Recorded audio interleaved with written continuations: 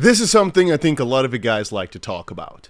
What we're talking about today is expert says XRP is not hitting 10,000, 1,000, 50, or $10 anytime soon. And at the same time, here's how much XRP you need to make $1 million, 5 million, 7 million, 10 million if XRP hits $5 or $10. In the same video, there's also 20 reasons why this guy is mega bullish on XRP. And a top analyst says if XRP fails to go on a crazy run within 1 to 2 years, the system is rigged. So let's talk about it. And if you haven't done it yet, guys, make sure you go ahead and press that like button on this video, as you've got nothing to lose and it helps out the channel. First things first, what is my own price prediction? Let's cut through all the BS and give my thoughts. XRP's price went to about $3 in 2017, 2018, I believe specifically on January 4th or 5th, depending on where in the world you are, where Bitcoin went to about 19,500. Let's call it 20,000 for ease. Then in the bull run that happened afterwards, the 2021 bull run, Bitcoin went from 20,000 to 70,000, and XRP went from $3.50, $4, whatever, to $2. All right, there's a little bit of a difference there. And that's, in my opinion, because the SEC sued Ripple. And by that, also sued XRP. So now, almost every cycle, Bitcoin sets the precedent and altcoins copy. And that's why in the last bull run, where Ethereum went to $4,000 and a bit, that was pretty similar gains to what Bitcoin did, as Bitcoin went from 20 to 70. Ethereum went from 1,400 to 5,000. So Ethereum did about a 3x and Bitcoin did about a 3.5x. XRP did about a 0.66x. A lot of us in the community, think that XRP should have also had about that 3x or so multiplier, going from $3 in the 2017 bull run to about $10 in the 2021 bull run. Now, this time around though, I expect Bitcoin, this is my own expectation, to at least double over the next bull run to at least $150,000, $140,000 as a baseline. And I personally think Ethereum is going to also go to at least $10,000, so do a little bit over double. And I kind of expected XRP to also double in a similar fashion as these other coins did. So then, taking in mind the $10 region it should have been at if they didn't get sued by the SEC, to double, but perhaps a little bit more because of extra excitement, a little bit more than double, 1.2, so let's just call it a 2.2x or so from the price, is definitely not that crazy, and putting it at about $25 or so at the peak of the next bull run. That's my own thoughts, my own expectation. That's what I'm basically going for. Now, when we're talking about 10,000, 1,000, yada, yada, yada, anytime soon is pretty accurate, depending on how much you think the system is going to collapse. If we're really asking the question, hey, how much do you need to make $1 million? How much do you need to make $10 million? It kind of depends on your time zone, or I should say timeline. If we're talking about a timeline where the US government doesn't completely crash, the stock market doesn't go to a completely different, strange level of just complete... I just slammed my cables and then my microphone cut out, I think. I wanted to say, if the US government doesn't collapse like crazy, stock market doesn't go for something too absurd, then what I just described is the most likely scenario. And so you'd probably need about 40,000 XRP to make $1 million. That's just my most logical explanation. Not a financial advisor. These are just my thoughts, and I think they make sense. I think a lot of you guys will agree with them. But a lot of you guys have also pointed out the United States dollar has stayed the relevant currency for the last 95 or so years.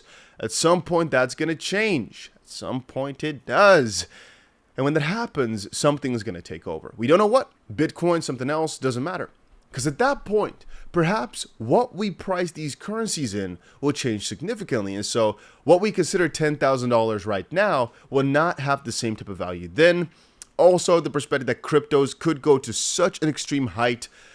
ETFs are coming up soon, which are going to instantly allow for a lot more money to flow in, which means that our reasonable expectation was kind of not including ETFs. With ETFs in the game, those multipliers could be added to significantly again. But for some reason, I think that the most important part about all this is, what is the purchasing power, right? How much is that worth to you? Because even if it says $10,000 in XRP, does that have the actual purchasing power?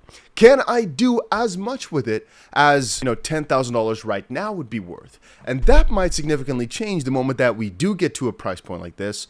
But again, it depends kind of on how the mood changes in the crypto space, because right now, there's no direct link to that happening. You might say, Dusty, we've got real-world asset tokenization, which is going to pop off, and it means that every XRP should be priced higher to be able to encompass it all. That's what a lot of theories are based on, and I always revert back by saying, wherever there's a way for that to happen, there's a way not for it to happen. So I do not expect the absolute best result, but we can hope for it. But let's go out from what is most likely to happen that we can understand. At the end of the day, though, this is a game, this whole crypto debacle, that we can't fully understand. So we just usually look at the reasons why we are excited about something and then base our risk to reward off of that and invest accordingly. And he's got a pretty interesting list. Anyway, let's take a look at this. Only digital asset in the US with legal clarity, besides Bitcoin, who's been hinted to have some clarity. Only digital asset officially declared not a security. Faster, cheaper, and greener than both Bitcoin and Ethereum, which are the only two cryptos above it that I consider to be actual crypto. No gas fees, no delays, no BS. XP Ledger is very secure, it's never been hacked. Extremely easy to use. 𝗓𝗏 is better than MetaMask from every angle. Again, debatable, which has to do with familiarity, but hey. The most effective way for cross-border payments is through XRP.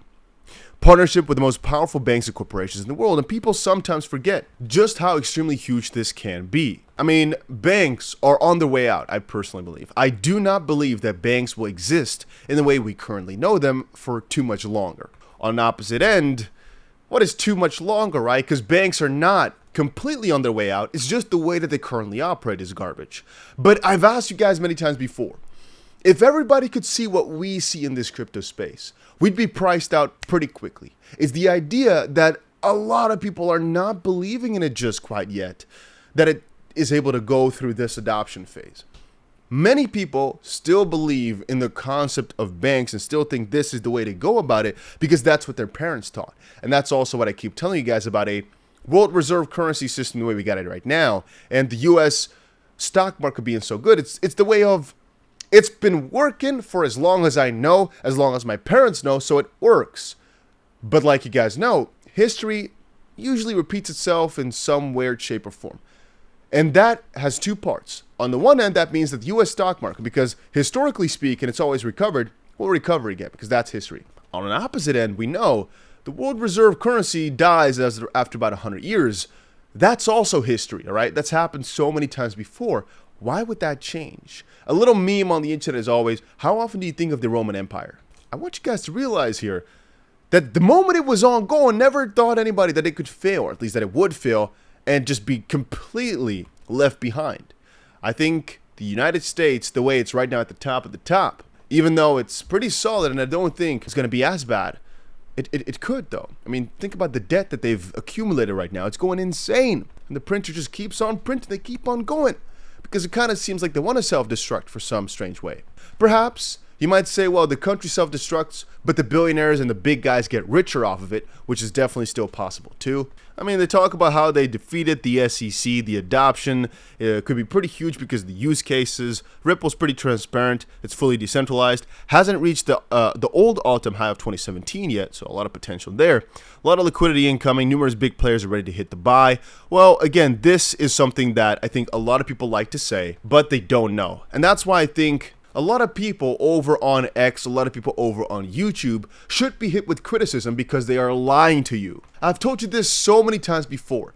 Many people do crazy things for clicks. I will never tell you, oh, many institutions are ready to hit the buy because I do not know. Why tell people when you do not know? I really sometimes get fired up about this. What we do know is that, and this is talking from experience here, most companies this bear run have accumulated partnerships they are not telling you about.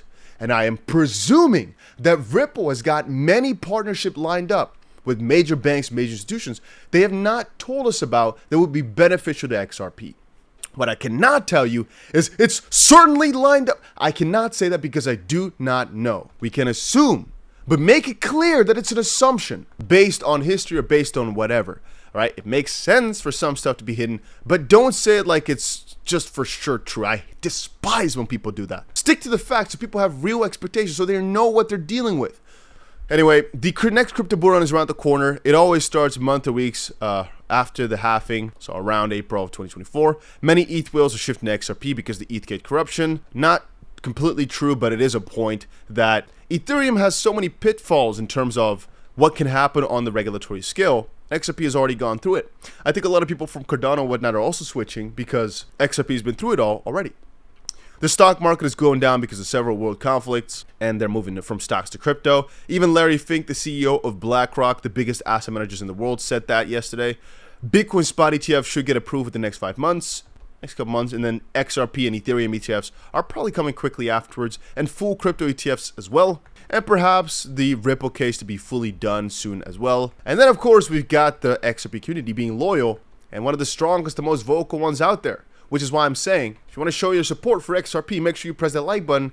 Let's see how strong the XRP community really is. So hopefully, that gave you some of my thoughts, right? I personally think a lot of prizes that people put up are very much possible, but perhaps not in the way a lot of you guys expect. And if you want to make all these crazy amounts of money, you're going to need some money to start with, unless things go astray from the set path, which is certainly possible because it's a completely new zone, it's a completely new area. We don't know if it's going to hit $2 trillion market cap next year, next run, whatever, or 70 trillion because of things we can't fully comprehend just quite yet. And that's the most important takeaway here. We don't know what we don't know, but way more is possible than many people are giving you credit for. But if we're talking about things that are confirmed, certain, true, what I've just told you is my thought process.